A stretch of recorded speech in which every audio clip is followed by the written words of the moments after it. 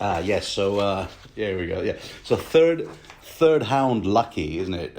or indeed, three hounds is the charm. Considering that on the Clegane's sigil there are indeed three hounds, as far as I remember. And so three hounds is the charm, because really, if you trace Sandor Clegane's trajectory, I mean, he's been a recurrent character for the last two Arya POV chapters. First time was in Arya VI, when he was dragged in chains, or rather in hempen ropes, to the Brotherhood Without Banners, having been captured by the Mad Huntsman. So, you've been a naughty boy, Xander, I don't know, Sandor. Let's have a trial for all your crimes, shall we? So, trial by combat, crossing swords, clang, clang, clang. Beric is dead. Oops, I caught fire. Somebody help me. All right, you're free to go, but first we'll confiscate your money. I can't talk today. Oh, and then Dondarrion comes back to life. So this is the first time. This is very succinctly synthesized, summarized. Second time. All right, me again, the Hound. Hello, I'm back. Can I have my gold back? No, too late. Oh, okay, and off he goes. Third time. Well, I'm assuming you made it to the end of this chapter, so you know what third time I'm referring to. Okay, of course, I just butchered, the story arc, just now, the story arc that runs through these three chapters, with the last two Arya POV chapters. But, I have already covered Arya 6 and 7 into separate commentaries.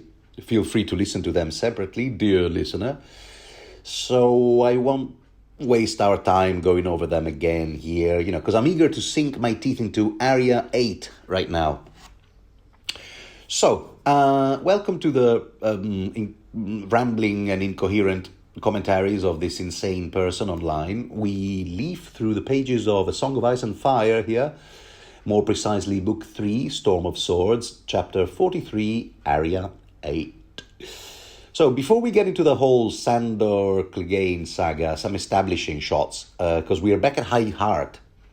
That's right, we first visited the place in Arya 4 when Arya Stark and the Brotherhood Without Banners had to camp there overnight at High Heart to meet with the ghost of High Heart.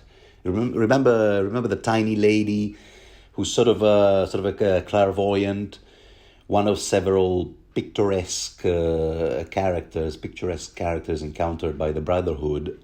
So they were there to hear the ghost of High Heart tell the future and to learn the whereabouts of Lord Beric Dondarrion. Remember, because they couldn't find him at the time, and they were dragging Arya to Beric. Also, if you can believe Angai, this lady, the ghost of High Heart, is supposed to be a descendant of the children of the forest, but all in due time. Let's open the book at the actual chapter. Here we go. Right, so there's Arya, right on top of the hill, because High Heart is a hill, so high, actually, that right now the summit happens to be above the rain. And she's there with a squire, coincidentally named Ned. They're checking out the stumps of weirwood trees all around them, while the wind is yanking at Arya's cloak, which reminds her that High Heart is haunted by ghosts. Aha, yeah, ghost of High Heart. So could be the wind, could be ghosts. Thoros of Myr is there, doing his usual Red Priest stuff, staring into the flames of a bonfire to see the future, prophesies things in his own way, and upon seeing him, Arya does what Stannis and Davos did before her, and who knows how many more. She tries to emulate the Red Priest and see if she can also spot some shapes in the fire. Gendry is also curious, so he bluntly asks the man, "Oi, can you actually see the future in the flames?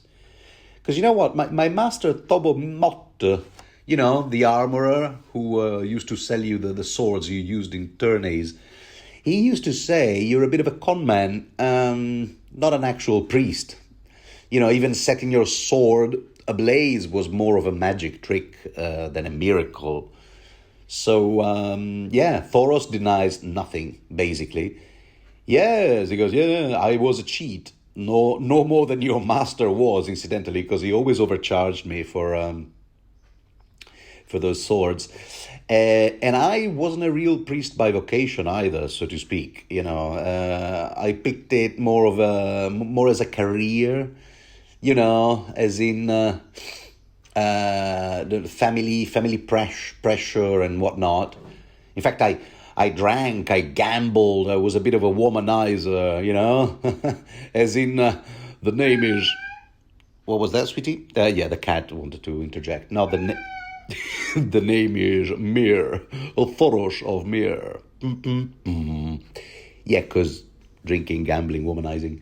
So, but then it turned out I had a gift for these flames, you see, for seeing things in the flames, and also a gift for tongues, whether he means foreign languages or oral sex, you decide, dear listener.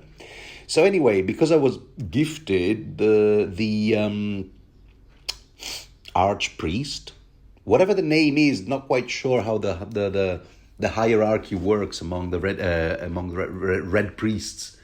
The red bishop, I don't know. Anyway, the boss sent me to King's Landing. This is still Thoros speaking, yeah. Sent me there to King's Landing, kind of like a missionary. They must have realized how fond I was of the missionary position. So here I am at court, try to convert King Aerys Targaryen, because he was fond of fire, you might have heard. Except his thing was wildfire. So he was more interested in the tricks his pyromancers showed him. The only thing I was successful with was Robert Baratheon. Yeah.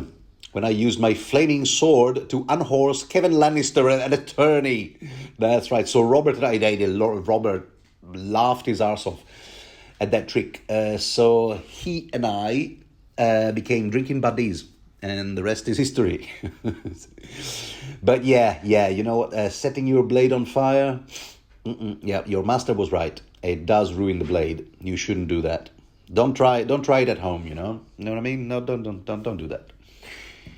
And this, dear listener, is the first theme connecting this chapter with the previous one, namely in the character and person of Robert Baratheon. Because in the previous chapter, Arstan, aka Whitebeard, informs us that King Bob, unlike Rhaegar Targaryen, wasn't really into sad songs. His musical taste being more for the sort of drinking songs like "Have a Banana." that was Robert, through and through. And and now we're told of how he loved a good laugh, especially if at the expenses of a Lannister. His in-laws, the Lannisters, whom he barely tolerated or didn't. So one thing that made Robert want to be Thoros' buddy was to see him unhorse Tywin Lannister's brother with a flaming blade. To each his own, I suppose. But fire consumes everything, and this is Beric Dondarrion chipping in. I should know, he goes. I am so worn out and spread thin after so many resurrections. How many you said it was? 6? Man, 6 is too many. Whatever the acceptable number, 6 is way over it. Because he's been resurrected by Thoros of Myr 6 times, whether through Thoros' ability to summon R'hllor and, to perform the miracle, or maybe a different type of magic involved. Who knows? Jury's still out. Anyway, at night, the tiny lady, known as the Ghost of High Heart, finally turns up at camp. There she is, in all her glory, 3 feet tall in all. So she arrives, and the first thing she does is complain about her various, old age issues. My bones are old, my joints ache when the winds do blow. You know who she reminds me of? That character from Monty Python's The Life of Brian. My legs are grey, my ears are gnarled, my eyes are old and bent. You remember that guy? Jehovah. Anyway, so yeah, she goes, oh, hi there. Got any wine? Lem, Thoros, Beric? Go on, give us a cup. Actually, no, she has a nickname for all those three, those three characters. She calls them, she calls Lem the Lemon, which, okay, not the most imaginative nickname. Thoros is Ember to her, interesting. But I think the best is Lord of Corpses, which is her nickname for Beric Dondarrion. I told you, I inevitably picture him as a Jack Skellington type of guy, straight out of the Nightmare Before Christmas. Needless to say, Dondarrion is none too fond of that nickname. So he goes, all right, first of all, don't call me that. And second, how about a silver stag for another one of your prophecies? She won't have none of that. She goes, no, more like a skin of wine, as I said, and a big slobbery kiss from Lem. Huh? How about that? Then I'll tell you my dreams, big boys. Why, you saucy old minx. No, wait, okay, now what was that epithet from Clockwork Orange? You dirty old shunka. Yes, Michael McDowell. No, wait. No, wait. Naughty, you filthy old sumka. Yeah, I think that's it. That's the one. But Lem isn't game, so to speak. So no chance of a French kiss from him, I'm afraid. All right, then. The little lady goes, okay, I guess I'll settle for a song and the wine. Mine is a double. Make mine a double. I'll settle for a song from that guy over there. The guy, what's his name? Tom Seven Strings, Seven Streams. Goes by various names. Deal. And here's the wine.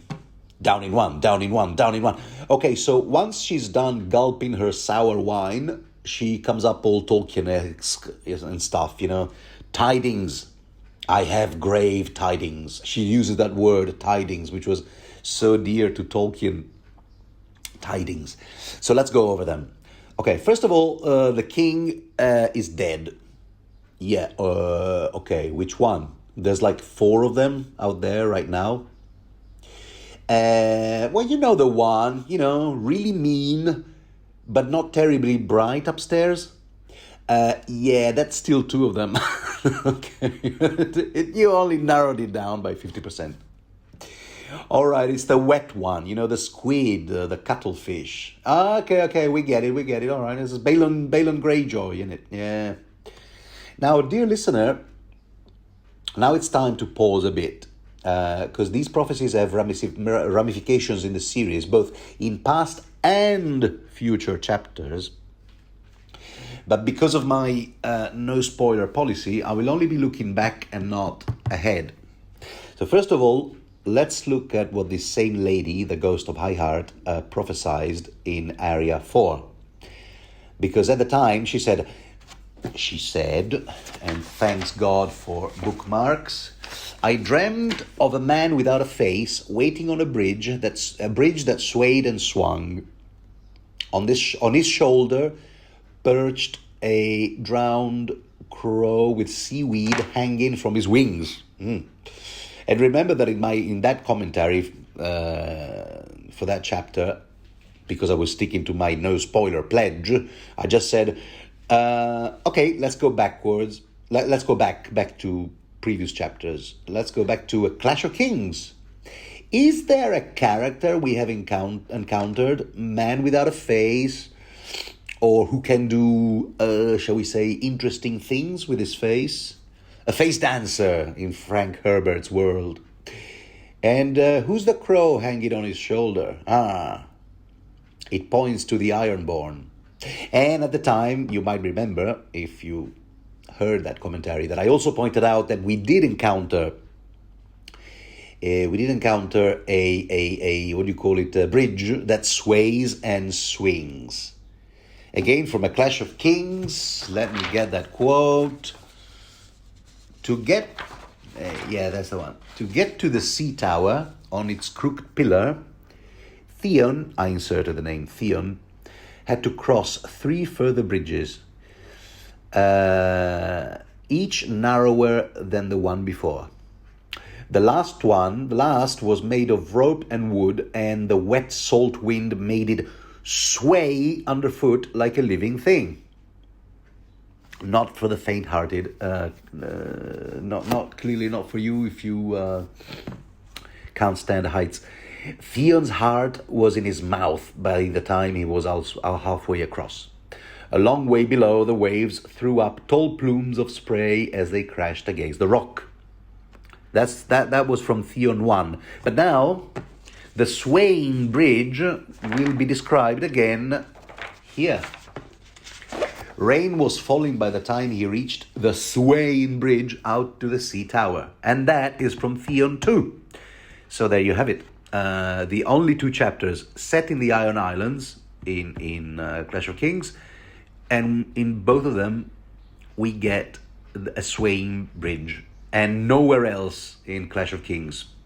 I said all that at the time. So the king on the swaying bridge turned out to be none other than Balon Greyjoy, and that was the prophecy. And another thing worth noting is the leech business. The leeches Stannis and Melisandre have been using to treat Edric Storm, in whose veins, lest we forget, runs the blood of a king, like that famous Manowar song. And this was back in Davos 4, this same book. And Stannis still had his reservations, about these leeches. So did Melisandre, because she was all like, yeah, look, I told you, this leech business is a bit unorthodox, even for me, yeah. All right, but does it work?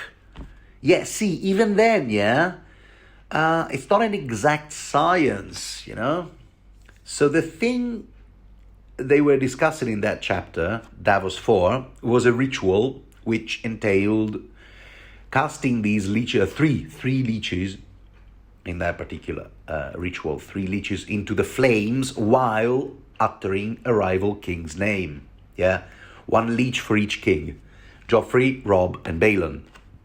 Now, could it be that this leech magic, this has to be the best collocation in the English language, Move over, Drew Barrymore, with your cellar door.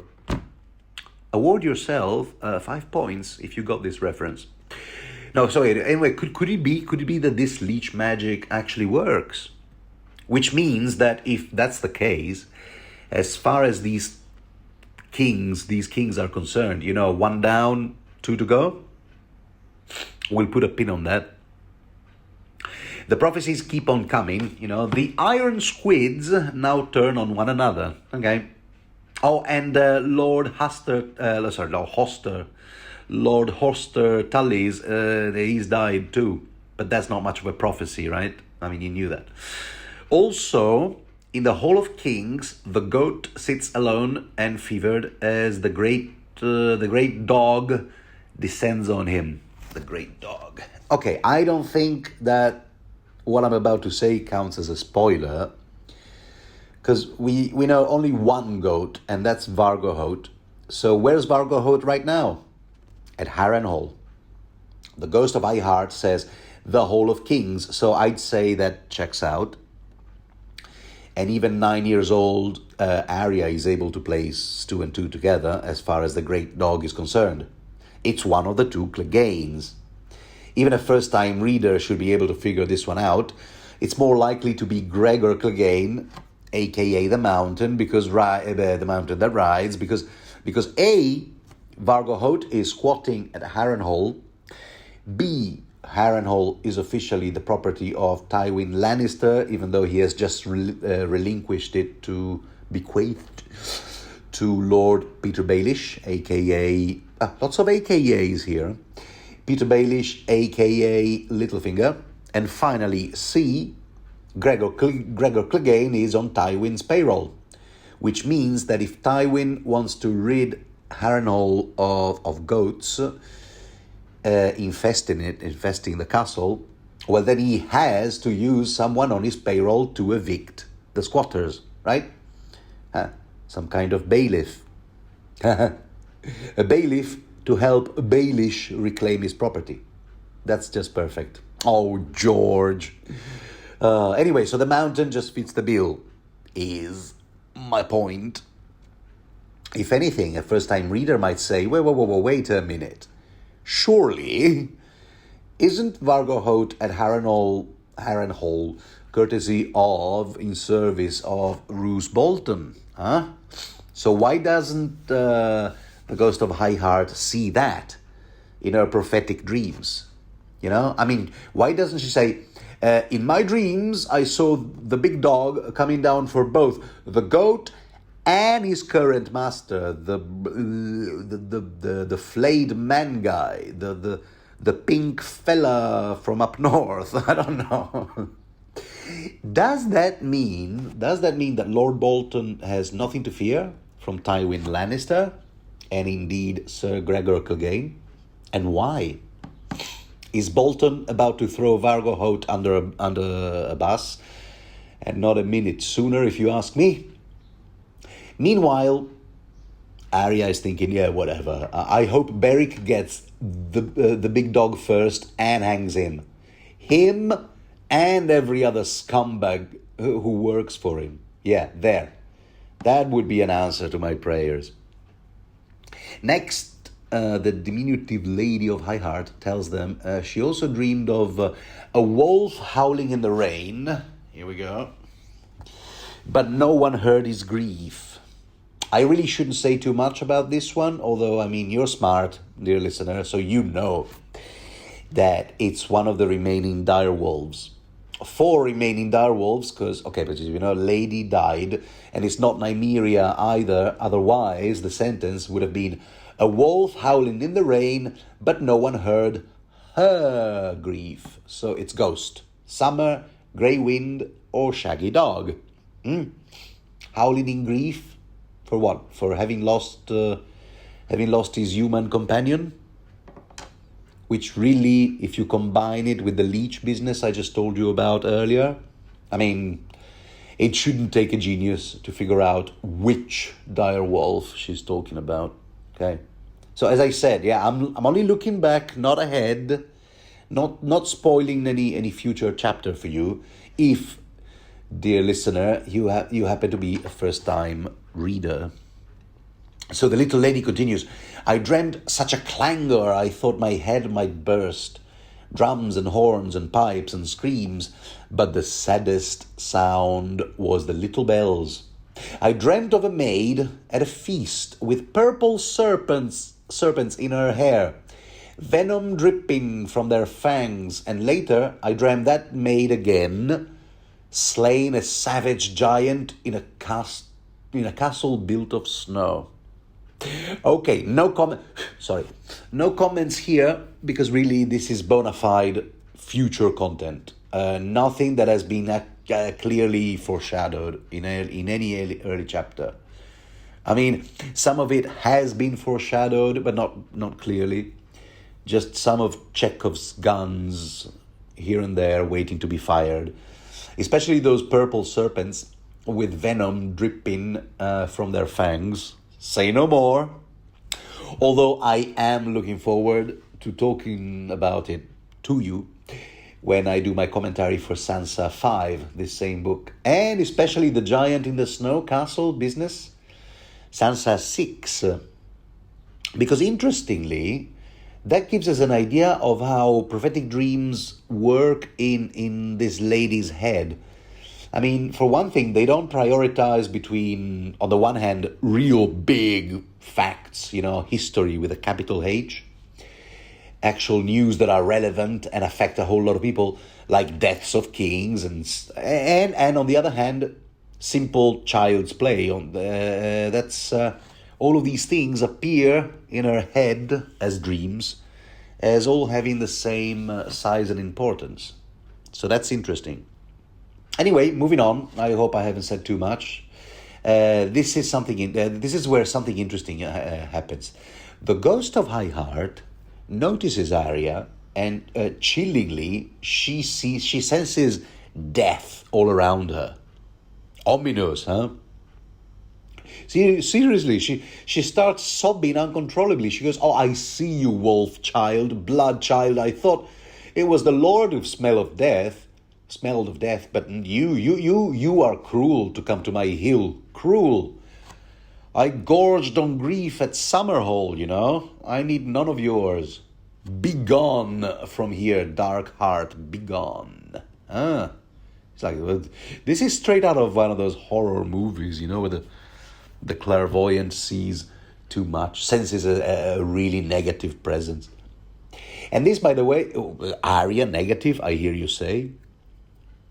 A child of 9? Okay, well, we'll get to that. And this, by the way, is the second theme. First was Robert. And this is the second theme connecting this chapter with the previous one, namely Summerhall. And, you know, at this point, we readers don't really have much to go on as far as this Summerhall is concerned. It's not mentioned at all in The Clash of Kings, and in this book, the only mention it gets is in Davos 3. The words uttered from Alistair Florent. "Did we learn nothing from Summerhall? No good has ever come from these dreams of dragons." And now it gets mentioned twice in 2 consecutive chapters, which to me it seems like George R. R. Martin's way of telling his readers, all right, now this is something you should pay attention to. I place this name in 2 consecutive chapters so it won't be deleted in your mind, you know, due to, you know, the forgetting curve.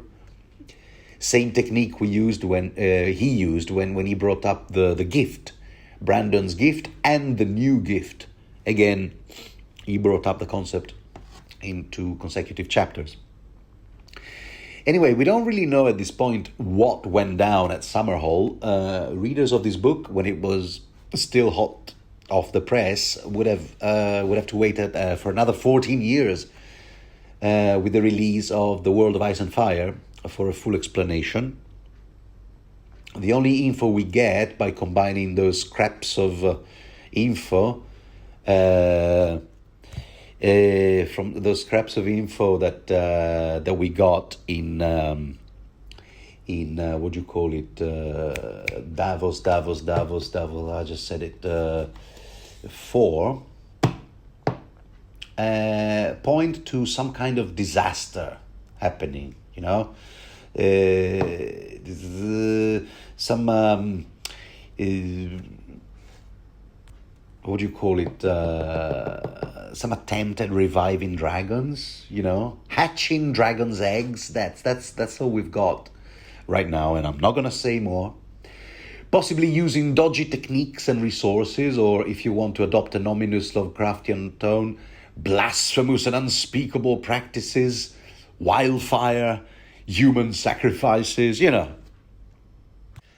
Be it as it may, sorry, did I say Davos 4? I meant Davos 3, sorry. I just had an amnesia moment back there. Do you ever have those? Like, boom, your mind goes blank? Thank you for your solidarity. My cat sympathizes. Maybe I'm also getting some visions, like the ghost of High Heart. Be it as it may, all we know is that the outcome from Summerhall was a massive explosion or fire, resulting in the Summerhall castle becoming a ruin. Anyway, so she goes, yeah, I gorged on grief at Summerhall, blah, blah, blah. Thoros rolls his eyes in disbelief. What has this tiny girl ever done to you? Look at her. She wouldn't hurt a fly. Lem, who had his nose crooked by Arya, knows better, of course, and so do we, readers. So it's Beric who tries to chill the lady out. She goes, no worries, ma'am. No worries, ma'am. She'll be out of the building in no time. No time at all. Yeah, he goes, yeah, that's right. He sounds a bit like Elvis. Not that I claim to do a very good Elvis myself. But yeah, Beric is a bit like Elvis, because is he alive? Is he dead? I thought he was dead, but I thought I saw him. She'll be out of here before you can say begone, ma'am. We're taking her to her mom and family in River Run. You see. Nah, mate. Nah. She goes, nah. You got that wrong too, mate. If you go to River Run in search of relatives, the only one you'll find there will be her mom's uncle, Brendan, the Blackfish, Brendan Tully. See, and this is how the ghost of High Heart proves that she knows exactly who Arya is. Oh my God! Actually, can you believe how close the Brotherhood without banners was to delivering Arya to Brendan Tully, and how different Arya's story arc would have been if they had ignored the High Heart's advice, the Ghost's advice, and gone ahead with the River Run plan, because this plan will turn up again, as you know. Let's go to River Run. No, maybe not. And so on. It's a bit of a dilemma here. Oh, well, but anyway, it wasn't meant to be, because the very reason the Brotherhood is here in the first place is to get reliable news. The ghost of High Heart being a source of news that they trust to the letter. So they wake Tom of Seven up. Okay, wait. Okay, so they wake up the guy who goes by the name Tom of Seven. Okay, they don't wake Tom of Seven up. He's not Tom of Seven Up. All right, never mind. Okay, you see what I mean. And so they wake Tom of Seven up and get him to sing the lady the song they promised her. At which point, Thoros thinks it advisable to usher Arya, out of the way. He goes, listen.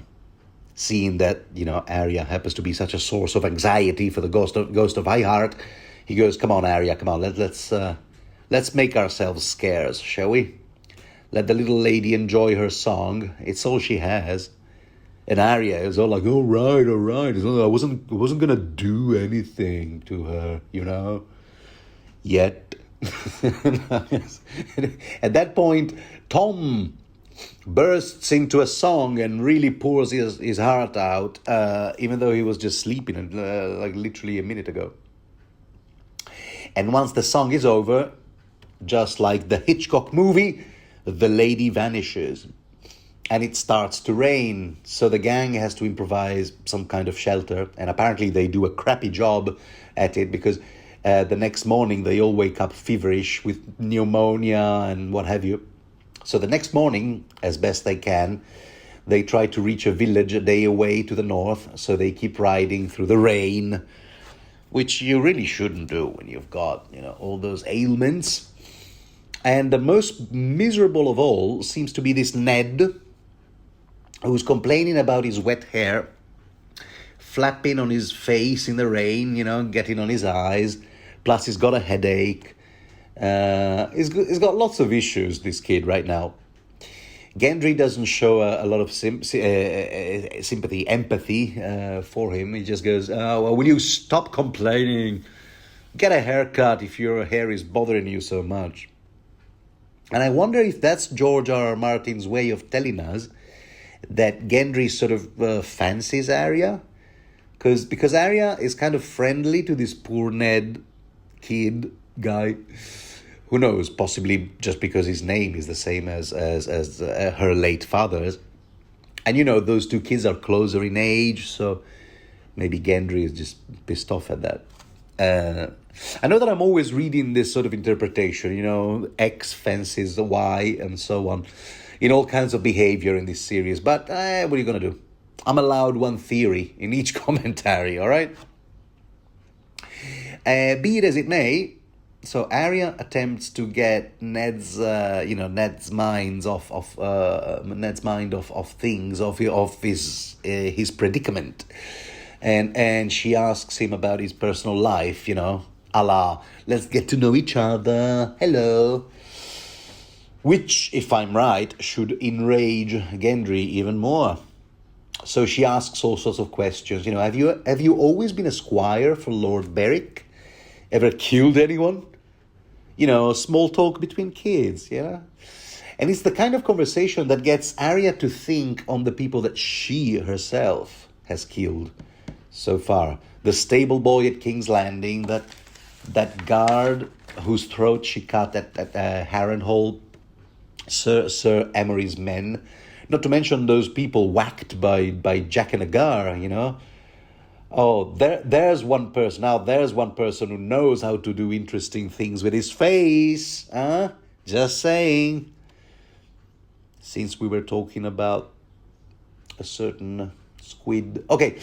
Well, in the meantime, Ned recounts the story of the time Beric was first wounded fatally by the mountain that rides, at the Mummers Ford. All cheerful subjects. So Arya tries to change the topic. Do you know what? My dad, But my dad was called Ned. Same as you. Yeah, but Ned knows that only too well. He goes, yeah, I do know that, yeah. Except he was called Ned because Eddard, and I am Ned because Edric. Edric Dane, to be precise. In fact, I saw the late Eddard Stark, your dad, way back at the Hand's Tourney. And his daughter Sansa too. That would be your sister. Arya, that's your sister. And this was the Hand's Tourney. The Hand's Tourney was the day when Loras Tyrell gave a rose to none other than your sister. Right before a melee duel or something. And Arya's all like, oh my God, such a small world? No way. Okay, I should probably say at this point that this dialogue is slightly paraphrased. Okay. Anyway, so Arya continues. She goes, yeah, I remember. Sansa was always there with her best mate, Jane Poole, who incidentally had a crush on Beric Dondarrion. And then we've come full circle. Not quite full circle. Besides, Lord Beric, this is still Ned talking, or Edric. Lord Beric was betrothed to my aunt. Did you know that? Lady Illyria Dane. That's right. But that was before Beric sort of died and was brought back to life several times. Now he's not so much of a catch like he used to be. No, but listen, what I really want to tell you is this. This is still Ned Dane speaking. He goes, you have a half-brother called John. Isn't that right? Illegitimate son, about yay high, rings a bell? Yeah. Well, I'll tell you what. There are even fewer degrees of separation between you and me, Arya. Kind of like in that Kevin Bacon game, What do you call it? 7 degrees of Kevin Bacon? Because, drumroll, when I was a baby, my wet nurse was Willa. Who the hell is Willa? Arya wonders. Aha, but we readers don't wonder at all, do we? Because we've been waiting since book 1, Eddard 2, literally, that long ago, to find out more about this Willa. When Robert Baratheon pressed Ned Stark on the name of the woman on whom Ned fathered a bastard, all Ned says in that chapter is, her name was Willa and I have no further comments, or something along those lines. I don't have to actually pick up the book to read you the actual quote. That's pretty much what he says. That's the gist. And so now a different Ned can shed some light on this whole thing. Let's hear what he has to say. He goes, why? Willa was Jon's mother. Didn't you know that? Which so far checks out with readers, with what readers have been told officially with regards to John's origins. But Arya is all like, wait, what? Okay, first of all, not even John knows who his mother is. And incidentally, what are you, highborn? With a wet nurse at the service of your house and all? Well, yes. He goes, little Ned goes, yeah, as a matter of fact, I am. You see, I'm Edric Dane of House Dane. You know? Look it up on the phone book. Okay, let's take a look at this young Edric Dane's family tree. His dad was Lord Dane, head of House Dane, not to mention Lord of Starfall. Lord Dane's brother, Edric's late uncle Arthur Dane, aka the Sword of the Morning, was, in Eddard Stark's own words, the most formidable swordsman ever to serve in the Kingsguard, and would have killed Eddard Stark there at the Tower of Joy combat, if not for the little Cranogman, whose name escapes me now. Howland Reed, that's the one. Anyway, at this point, Gendry, who has his views about so-called highborn people, just grunts and goes, yeah, oh great, so now I'm surrounded by little ladies and lords, but Arya ignores him. But other than throwing a crab apple at him, she just ignores him because she wants to know more. So she goes, go on, tell us more. Go on, Ned. So Edric, stage name Ned, goes on. He goes, are you ready for that? Fasten your seatbelt. Okay, since we're talking about my uncles and aunties, here we go. They actually had another sister. My father had another sister, and she was, are you ready? Ashara Dane. Yeah, the one who threw herself into the sea from atop the pale stone sword before I was born. And in a big anticlimax, once again, Arya just goes, yeah, no, that name means nothing to me. She threw herself? Why would she kill herself? Oh, well, if your dad, Ned Stark, never told you about her, then maybe I should also shut up. Oh, go on. Okay, so Arya wants to know. All right, okay. Okay, here's the story. Before Robert was king, Ashara Dane met your father and his brother at Harrenhal during the year of the year of the fall spring. All right, so this chapter also has ties with that narrative, the tourney at Harrenhal in the year of the fall spring.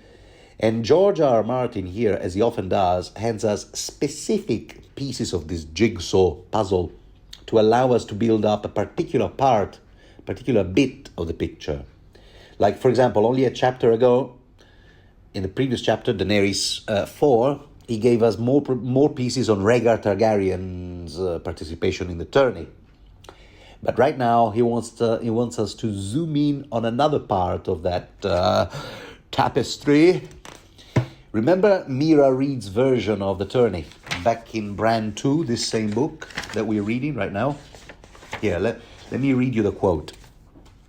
The Cranogman saw a maid with laughing purple eyes dance with a white sword, her brother, a red snake, Oberyn, and the Lord of Griffins. John Conway.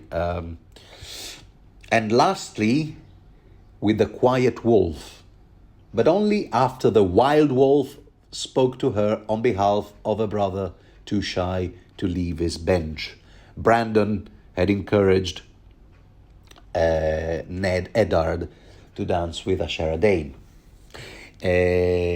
who then supposedly fell in love with... that's the story, according to Edric Dane. She then supposedly fell in love with Ned, with Eddard Stark, and then hence the broken heart. And the purple eyes, laughing purple eyes. Purple eyes are a genetic trait of the Danes. Just a few pages ago, Edric Dane's eyes were described as they were described thusly. Ned had big blue eyes, so dark that they looked almost purple. There. George is big on hereditary genetic traits, you know. If you remember, one of the major investigation, mystery, suspense, subplot type things running through book 1 hinges on the whole concept of the seed being strong, you know, so there. So anyway, Ned goes on. Yeah, so she took her own life because of a broken heart. And she goes, yeah, well, that is like so stupid. That's Arya, in case you were having doubts. Sounds like the sort of thing my sister Sansa would read in one of those cheesy books she's always reading. She would come across a character doing something as stupid as that and go, oh, that is so romantic. Arya, that's what Arya is thinking, but she doesn't say it because, I mean, it's Ned's aunt they're talking about after all. In fact, she wants to know more. She goes, how did that happen? Who broke her heart? How did the dynamic sort of go down? And Ned is all diplomatic and stuff. He goes, perhaps I've already said too much. But anyway, here he goes. My aunt Illyria says Lady Ashara and your father fell in love at Harrenhal. And yet, somehow, Eddard Stark had a baby with wet nurse Willa. Anyway, Arya just doesn't buy it. She's like, no way. He goes, my mom is the only woman my dad ever loved. And this is where Gendry unwittingly provides some fuel for speculations, you know, fan theories. Because he says, yeah, right. So I suppose that base-born brother of yours, dear Arya, maybe he was just found under a cabbage, huh? The particular fan theory I'm thinking about sort of goes like this. Maybe Eddard Stark, way back in book 1, maybe he lied to Robert about Willa being Jon's mother. And I mean, he certainly did lie, because if we have learned anything from this book series, is that the first explanation to a mystery is never the correct one. Think about how Jon Arryn died. Think about that certain expensive dagger that was used in that attempt to murder Bran Stark. So the rest of the theory goes, okay, so if this Willa really wasn't Jon's mother, contrary to what Edric Dane is telling us, then who was it? Well, what if Eddard, yeah, that's right, I'm going to call these two characters Eddard and Edric from now on, because honestly, calling them both Ned could be a bit confusing. I think you'll agree. Okay, so what if Eddard did the wild thing with this Ashara Dane, and voila, 9 months later, Jon was born. And then Eddard lied about the whole thing ever since, not to drag Ashara's name in the mud, which really raises more questions than it answers. How, when and where? And did the two agree that Eddard would take the baby to Winterfell?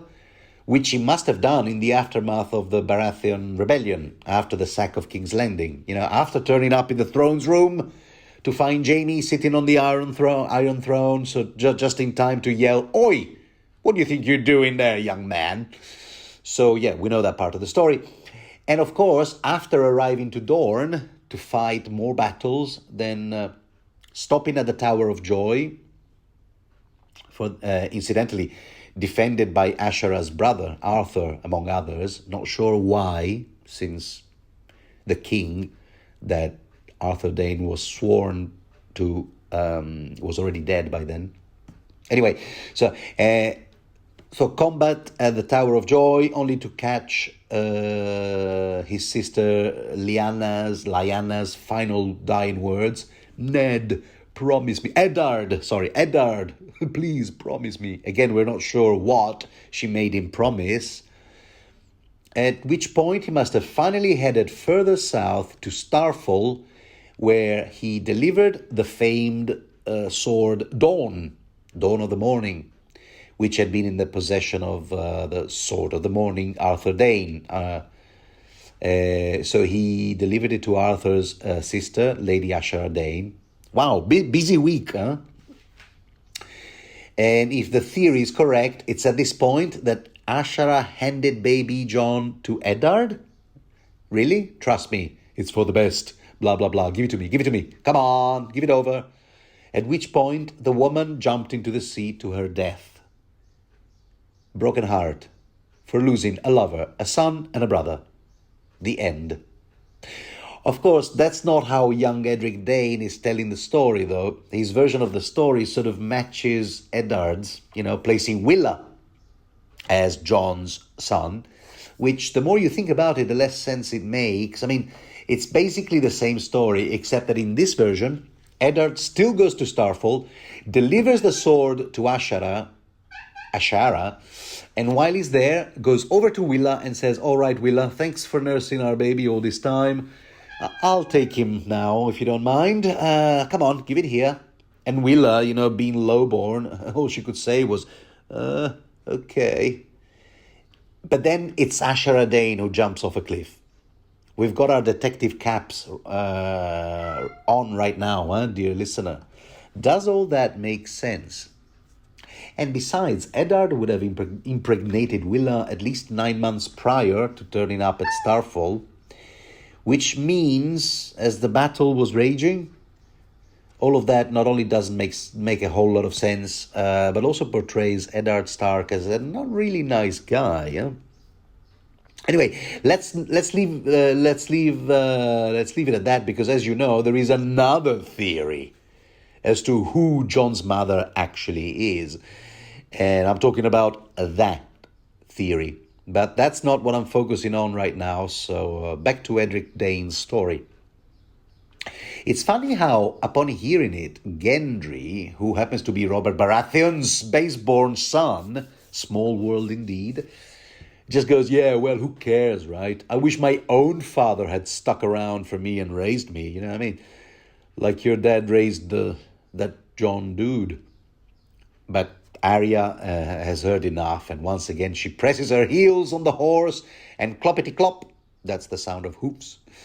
Off she goes. She just has time to ask Anguy, hey, is it true that they say what they say about Dornish men, that they all lie? Anguy, being on the opinion that, yes, of course, it's true, but then again, they say the same about us martyrs, so there you go. Yeah, well, Ned lied, concludes Arya. Funny how this could apply to both Edric and Eddard. So Arya gallops off again, and once again, the only person who manages to catch up with her is Harwin, remember? Because as a northerner, he's the only one who can ride as fast as her. You see a pattern here. So it's Harwin who chills her out a bit. He goes, listen, Arya, listen, yeah, so what? If all that actually did happen, i.e., your father, doing not only Ashara Dane, with who fell in love with him, but also this wet nurse Willa, because, she, after all, according to this narrative, she is John's mother. So what if it all happened? It must have happened at Harrenhal tourney. Okay. At the time, yeah, okay, all right, that makes more sense. At the time, your mum, Kathleen, was betrothed not to your father, dear Arya, but to your late uncle, Brandon. You should know that. So yeah, no, that might make more sense, actually, as far as the timeline is concerned. Except still, what was Willa doing at Harrenhal? Think about it. Did the Danes go to a tourney with a baby on board? So her services were required? I don't know. Anyway, continues Harwin.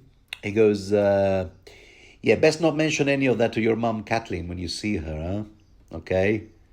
Because it's time for Arya to find out that another member of her family was not such a nice guy after all. Her late grandpa, Hoster Tully. Yeah.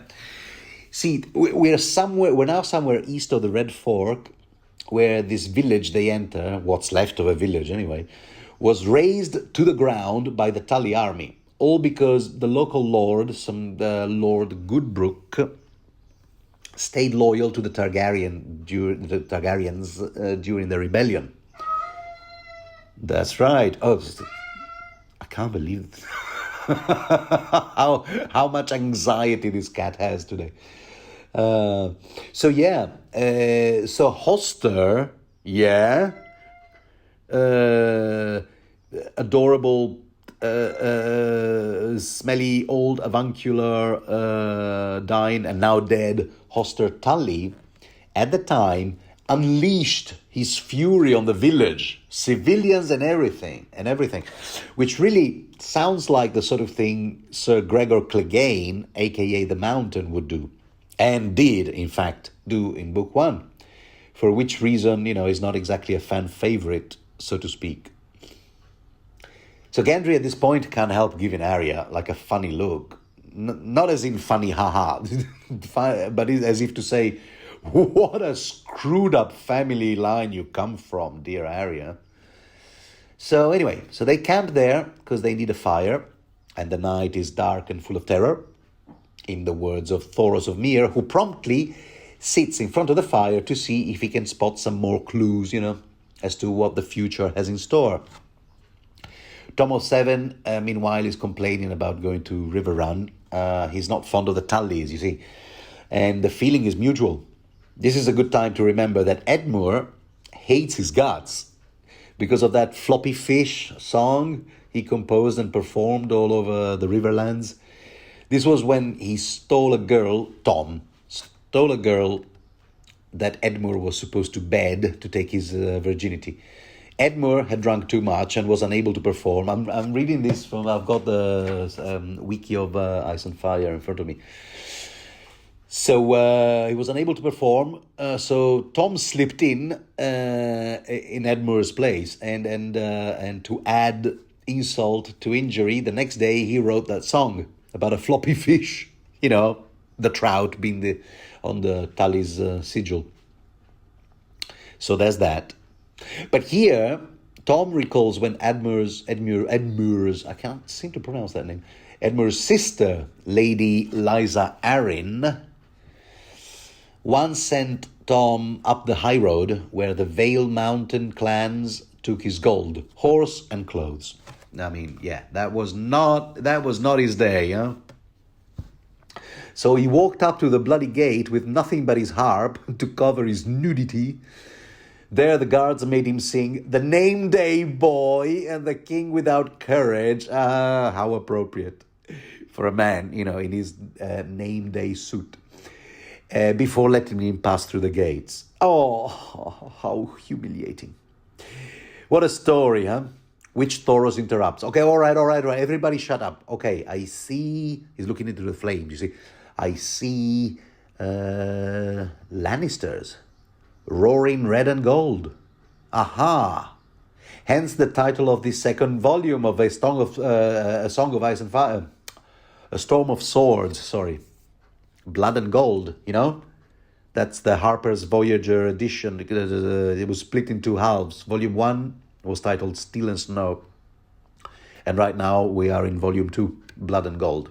I don't know who came up with those titles. Anyway, so Lannisters, that can't be good. Arya, come over here, will you? This is still Thoros speaking. He goes, okay, here he goes. The Lord granted me a view of Riverrun, an island in a sea of fire, it seemed. The flames were leaping lions. I'm reading the actual quote right here. The flames were leaping lions with long crimson claws, and how they roared. A sea of Lannisters, my lady. Riverrun will soon come under attack. The Lannisters will soon have Riverrun under siege. Also, I hate to say this, but I don't see either I don't see either your brother, Rob, or your mum in the flames. So, when all that shit goes down, they may be gone, both of them. The good news just keep on coming, huh? So here's that dilemma. Again, do we take Arya to Riverrun, where apparently only her mum's uncle resides? And the main problem there, from the Brotherhood Without Banners point of view, the main problem is that Brynden hasn't seen Arya since she was a baby, if ever. So he's unlikely to pay the ransom for a girl that, who could just be anyone. See, if that wasn't the case, this is how the Brotherhood Without Banners operate, let's not forget. If that wasn't the case, they wouldn't hesitate to park Arya at River Run with her great nuncle as long as they get the gold. Even in full knowledge that the Lannisters will soon siege the damn place. Or so the flames tell them. So, what are you going to do? Let that somebody else's problem, as long as we get the money.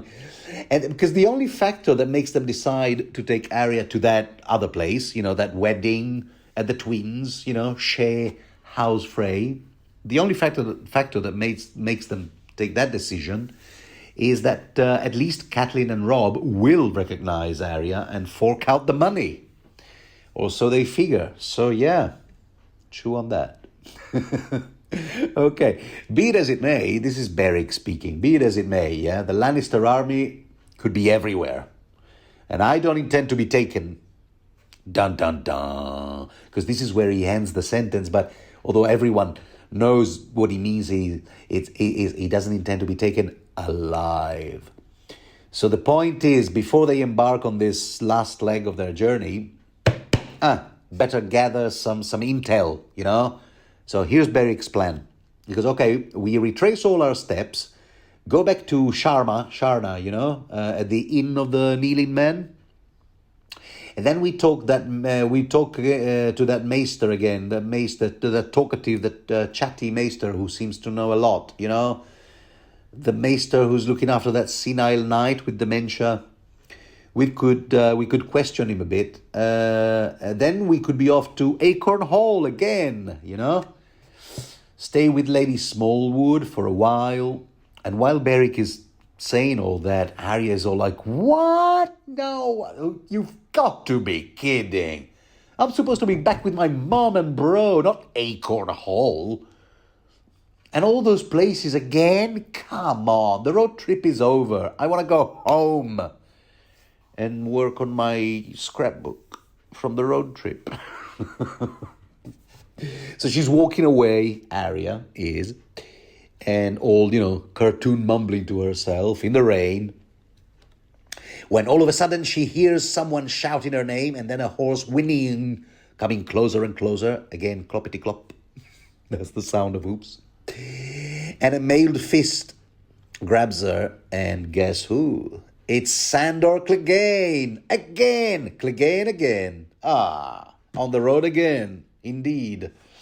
The Canned Heat used to sing.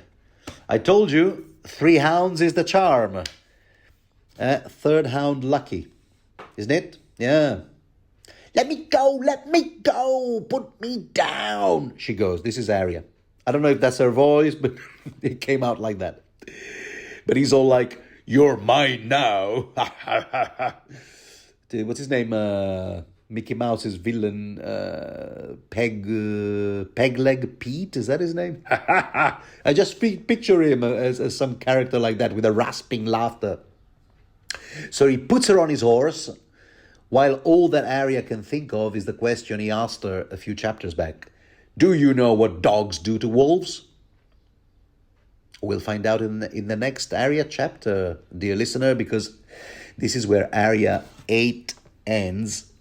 But my thoughts on the matter are, wait a minute, dogs usually succumb to wolves, don't they? I mean, unless they're hunting in packs. But Sandor is only one dog.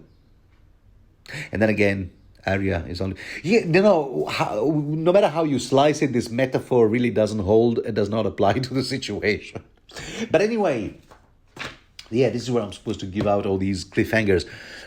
Will Arya be freed from the hands, from the claws, indeed, of Sandor Clegane's by the Brotherhood Without Banners? Or will the dog and the wolf now embark on a different type of road trip, just the two of them? That remains to be seen, but you will find out in the next Arya chapter. So this is where I bid you farewell, dear listener. And if you enjoy this kind of content, don't forget to do all of those things that people do in such circumstances. And I look forward to talking to you again. Bye.